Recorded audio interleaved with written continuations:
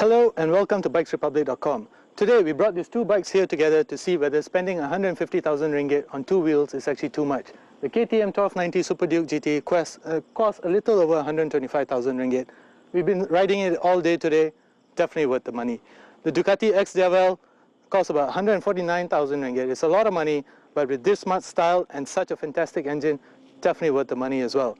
We're going to take both bikes out for a ride and we're going to show you why both these bikes are some of the best you can buy for that money.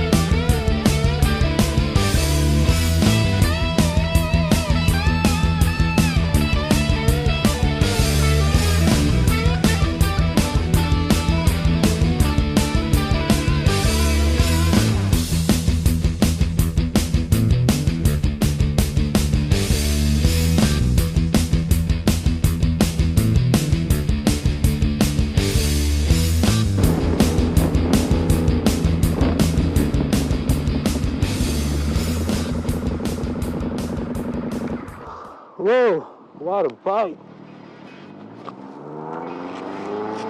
Let me get this off. So when Ducati first created the Diavel back in 2011, they wanted to create a cruiser, but somehow that bike is still more of a sports bike. But with this, with the XDiavel, I think Ducati has almost got the cruiser recipe right. It's a very dark bike. It has two characters.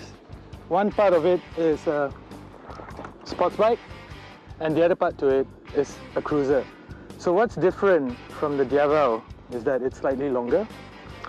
The foot pegs are forward set. It's belt driven. The engine is a stressed member of the chassis. It's still running the tubular chassis frame, but other than that, there's quite a lot of difference to the riding character and all, even though it's running the same 1200 Tesla Strata engine. And just like the engine, you still get three different riding modes: Sport, Touring and Urban. In Sport and Touring, you still get full power with some electronic interference, but in Urban mode, it cuts the horsepower by a full 100 horsepower. So from 156 horsepower, you're getting just 56 horsepower. You do feel the difference a lot though, especially in the throttle response. But even with all that power and all that electronic wizardry, this bike is still very much a cruiser. I'll tell you why. Rather than sit on the bike, you're sitting in the bike. The riding position is still spot on, where the forward set controls, the lean back handlebar gives it a very cruiserly touch. But you know, rather than on a sports bike where all the pressure is at the front, you know, it's very dramatic lean sitting position. With this bike, you know, it feels right at home riding it in town. feels right at home riding it on the highway. I've never ridden it on track, but I suspect it'll feel right at home on the track as well. And this bike is the XDiavel S, which means it's even more expensive, but it has even more toys. One of the toys is the Bluetooth module infotainment system, where it lets you connect your phone, so it gives you all the information about who's calling you, what type of text messages you're getting. Not only that, the wheels have also been updated for the XDiavel S. The Brembo monoblock M50 brakes are also updated from the standard XDiavel. The exhaust pipes have also been updated. In fact, there's a lot of things that have been updated from the XDiavel S, except for the engine and the electronic module. You know, I really love this bike. I have to admit that I love the style of it. It has so much power. It looks right at home on the streets and on the highway. What is there not to love about this bike? But for that kind of money, there's another bike that I'd like to introduce to, the KTM 1290 Super Duke GT. Let's take it for a ride.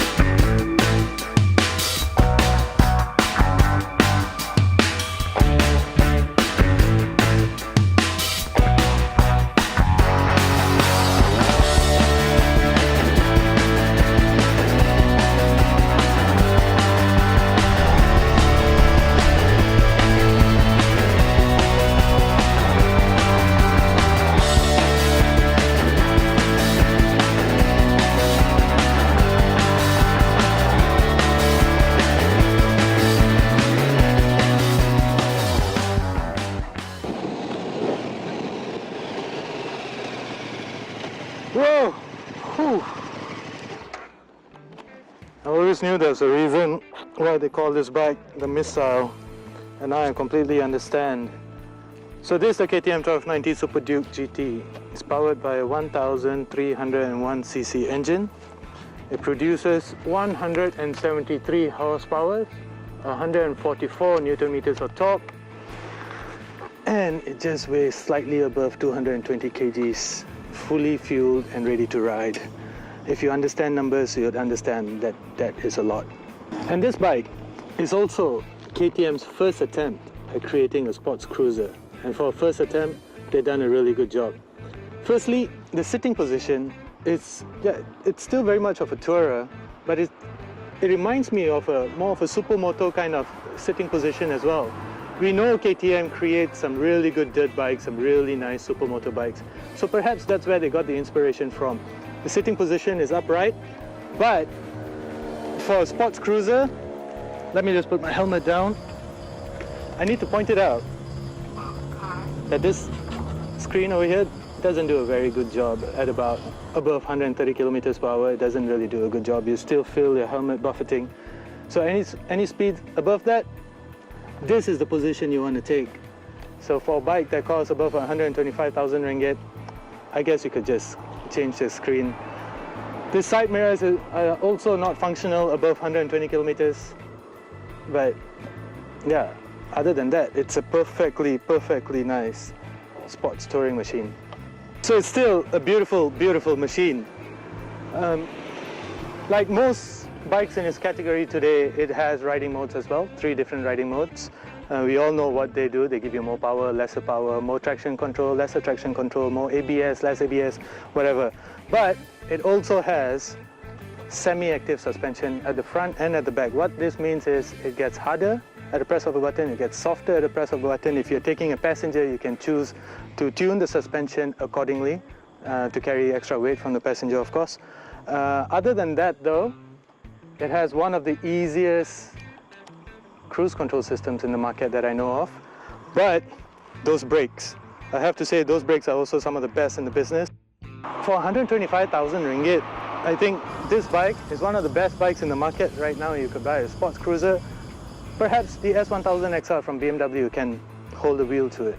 But for what it is, and for riding here all the way from Kota Damansara, spending the entire day with it, we are in Putrajaya right now, through some nice corners and fast straights, I got nothing I can say that I do not like about this bike. It's so fast, it's so nimble. I carried massive speed through the corners thanks to that suspension though. I got it on single person with some extra weight, so it's a bit stiff, but it gives you a lot of traction in corners. I think it's really nice. Yeah, for what it is, I really love it. And so for 125,000 ringgit, the KTM 1290 Super Duke GT is seriously one of the best value for money bikes that you could get out there. 125,000 ringgit is not cheap, don't get me wrong, but it's super versatile. You could ride it to the office, you could ride it to China, you could take it for track days. It seriously is that versatile. And it's huge on looks as well, the girls will love you for it. But yeah, among these two, the XDiavel is definitely the rock star in this group, and this is the athlete in this group. But this is not a comparison video. What we wanted to do was to show you two bikes that you could get for less than 150,000 ringgit. But there are other bikes as well in the market, I won't deny that. You know, you have the BMW GSA, you have the Triumph Tiger, you have the Kawasaki Versys 1100, and a few more as well that don't come to my mind right now. But yeah, those are pretty capable bikes as well. Anyway, if you have 150,000 ringgit to spend, this XDiavel, if you like cruisers, if you want something that can take you places, that you can go on track days with, the 1290 Super Duke GT, one of the best bikes, two of the best bikes that we could get in the market today. So thank you for watching, ladies and gentlemen. Tune in to bikesrepublic.com.